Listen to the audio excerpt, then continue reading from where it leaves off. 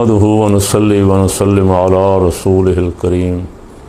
तमाम देखने और सुनने वालों को अस्सलामु अलैकुम वरहमतुल्लाहि वबरकातुहू। अल्लाह पाक हुज़ूर सय्यद आलम सल्लल्लाहु अलैहि वसल्लम की सारी उम्मत की खैर फरमाए।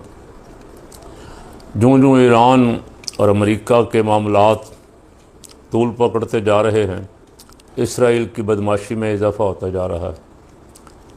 लबनान और गज़ा पे ताबड़तोड़ हमले और पूरे इंटरनेशनल मीडिया में ये ख़बरें कि लबनान के फ़लाँ हिस्से पे कब्ज़ा कर लिया है, गज़ा की फ़लाँ पहाड़ी पे कब्ज़ा कर लिया है, तो फ़कीर के दिल में बार बार ये सवाल आता है, वो गज़ा पीस बोर्ड वाले किधर गए जो गज़ा पे जफ़ियाँ डाल डाल के, बल्कि गज़ा के मौके पे ही नोबल के अमन प्राइज़ दे रहे थे ट्रंप को, वो कहाँ गए? उन बोल नहीं रहे, वो तो मेंबर हैं बोर्ड के। गज़ा में खुशखबरियाँ सुनाई गई हमें कि मुबारक हों जनाब, सुलह हो गई, अमन कायम हो जाएगा और पाकिस्तान बैतुल मक़दस की पाकिस्तान को हिफाजत सौंप दी जाएगी। कहाँ हैं? जो एड़ियाँ उठा उठा के कहते थे, टीवी पे बैठ के प्रेस कॉन्फ्रेंसें कर कर के कहते थे, ये क्या लेने गए हैं टीएलपी वाले? उधर तो सुलह हो गई है, उधर अमन बोर्ड बन गया है, पाकिस्तान की ड्यूटी लग गई है, पाकिस्तान हिफाजत करेगा। इनको इस मौके पे तो निकलना ही नहीं चाहिए था लब्बैक की अक्सा के लिए। वो किधर गए भाई? उनको आखिर कहीं कोई बताएं तो सही ना कौम को कि कहाँ आवाज़ उठा रहे हैं, कोई एहतजाज कर रहे हैं। कोई मेंबरान जो हैं पीस बोर्ड के, उनमें से किसी को याद दहानी करवा रहे हैं भाई कत्लेआम हो रहा है। जंग बंदी के दौरान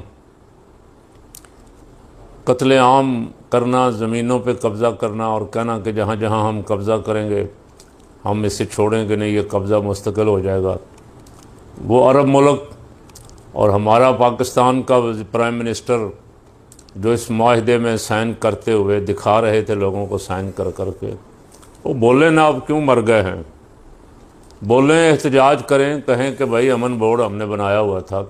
अमन बोर्ड इसलिए तो नहीं बनाया था कि उनको मारा जाए, उन पर जुल्म किया जाए। और ये जो सुलह का ढोंग रचाया हुआ है ट्रंप ने, और बहुत सारे लोग उसी वक्त कहते थे ये सुलह सलाह कि इस ड्रामे को मानते नहीं थे, उस पहले कहते थे कि ये सारा इसने वक्त लेने के लिए, तैयारी करने के लिए, इसलिए कि ईरान ने इनकी मंजी ठोक दी थी, ये बिल्कुल घुटनों पे आ गए थे। उस वक़्त अगर जंग बंद ना होती तो इसराइल का काम प्रोग्राम मुकम्मल हो गया था। इसीलिए चीखें मार मार के ट्रंप ने पाकिस्तान के आर्मी चीफ को, पाकिस्तान के प्राइम मिनिस्टर को कह के कि हमें कहो जंग बंदी के लिए, हम जल्दी जल्दी जंग बंदी कर दें। तो जंग बंदी करवा के जंग बंदी की खिलाफ वर्जियाँ भी हो रही हैं। दुनिया का अमन तबाह किया हुआ है एक शख्स ने जिसका नाम ट्रंप है। ज़हनी तौर पे वो फिट नहीं है, उसकी कौम देख चुकी है, उसकी कौम जान चुकी है, उसकी कैबिनेट के मिनिस्टर जान चुके हैं, उसकी आर्मी के जर्नल जान चुके हैं कि ये ज़हनी तौर पे फिट नहीं है। फिर एक अनफिट आदमी के ज़रिए पूरी दुनिया का अमन तबाह करवाना कहाँ की दानिशमंदी है? मैं अपने बोर्ड वालों से पूछता हूँ, कहता हूँ कि वो बोर्ड वाले जो अमन बोर्ड वाले हैं वो बोलें, नहीं बोल सकते तो हाथ खड़े कर दें कि हम बोर्ड छोड़ में नहीं हैं, बोर्ड तो ऐसे दिखावे के लिए बना था, हमारी तो कोई बात सुनता नहीं है, ये जालिम है, ये जुल्म से बदमाश को बदमाशी से रोकने के लिए आगे भी कोई बदमाश चाहिए। बदमाश का ऐलान शराफत से, मेहनत तरले से, हाथ जोड़ने से नहीं होता। कुरान पाक में वाज़ेह इरशाद मुबारक मौजूद है, उज़िन लिल्लज़ीना युक़ातलूना बिअन्नहुम ज़ुलिमू। इजाज़त दी गई कि थप्पड़ मारे तो इनको थप्पड़ मारो, जुल्म करें तो इनसे बदला लो। अब फिर आप देख लें बदर में, उहद में, फिर रुके काफिर, फिर थोड़ा सा उनको सुकून आया, वरना वो तो समझते थे कि हम इनको मार मार के वैसे ही तबाह कर देंगे, ख़त्म कर देंगे। लेकिन जब मुसलमानों ने आगे से जवाब दिया, जवां मर्दी दिखाई और बताया कि जज्बा ईमान क्या होता है, तो फिर एक पावर, सुपर पावर उस वक्त की, अबू जाल और उसके साथी बदर में ज़िल्लत की मौत मारे गए और बाकियों को ओहद और बाद वाले 2-3 बड़े बड़े गज़वात से ऐसा सबक मिला कि वो सुलह हुदैबिया और फ़तह मक्का तक बिल्कुल दुरुस्त हो गए। फ़तह मक्का मेरी सरकार सल्लल्लाहु अलैहि वसल्लम ने फातिहाना अंदाज में बग़ैर लड़े हुए मक्का मुकर्रमा में फातिहाना दाखिला किया। बहरहाल मैं अर्ज़ कर रहा था गज़ा बोर्ड वाले कहाँ हैं। दूसरी बात, गिलगित बल्तिस्तान का इलेक्शन पे कल मैं बात कर चुका हूँ। अवाम सारी एक तरफ खड़ी हो गई है और जो अवाम के मद्दे मुकाबल हैं उनको चाहिए कि वो अवाम की राय के सामने सर तस्लीम खम कर दें और अपनी अवाम के साथ माजराई ना करें। दूसरी बात, जो अहम तरीन बात आज मेरे मौजू की, कि 2 जगह इलेक्शन हो रहे हैं।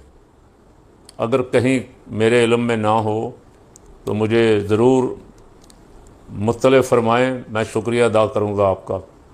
आज़ाद जम्मू कश्मीर में और गिलगित बल्तिस्तान में इलेक्शन हो रहे हैं। मेरा सवाल है अहले सुन्नत तंजीमों और जमातों से, वो कहाँ खड़े हैं?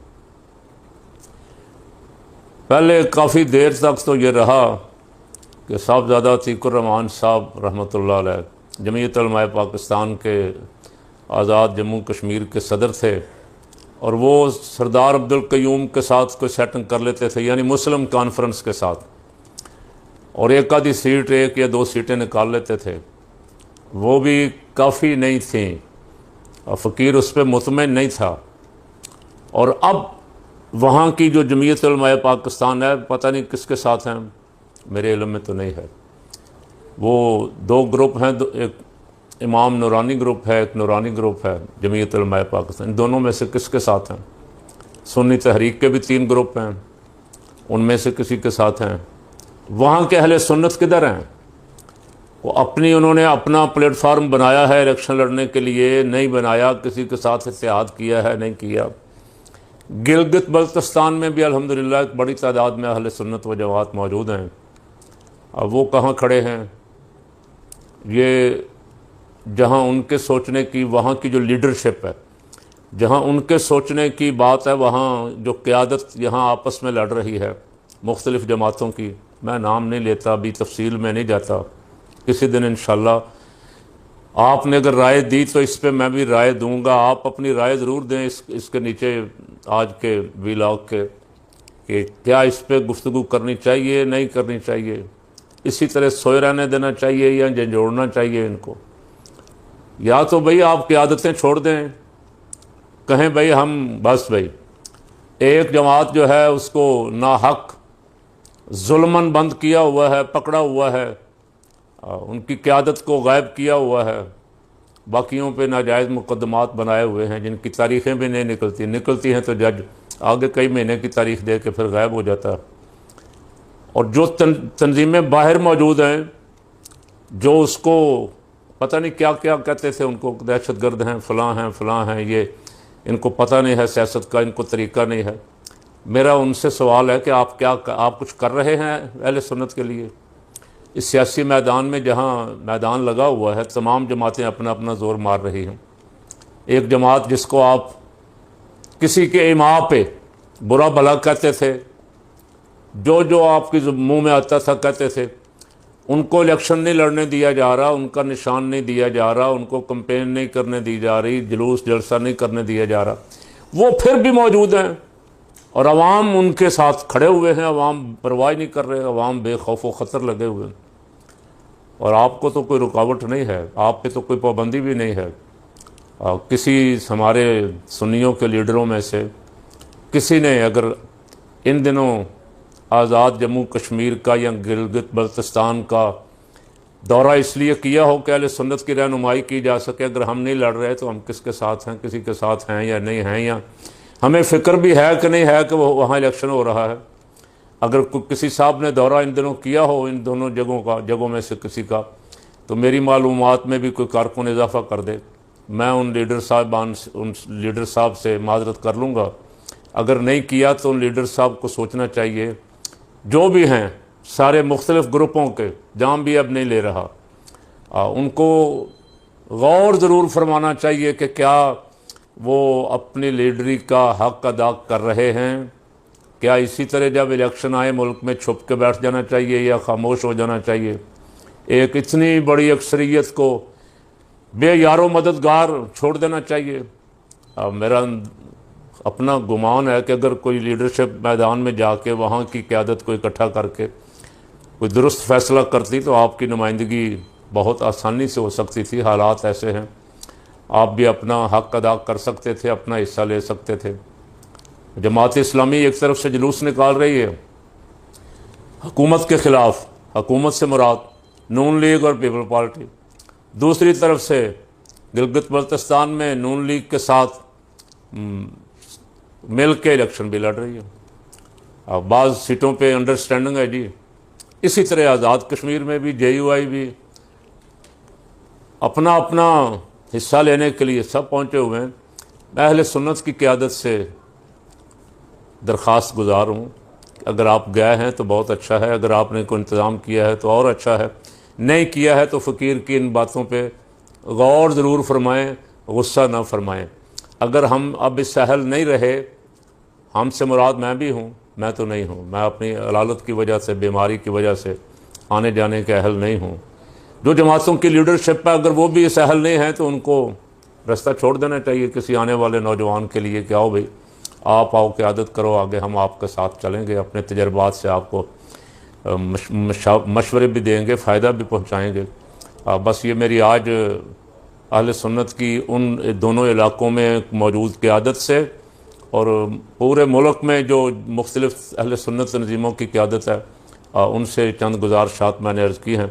इस पर दर्दमंदाना गौर फरमाएँ ताकि आगे बैठ के लाहे अमल तय किया जा सके।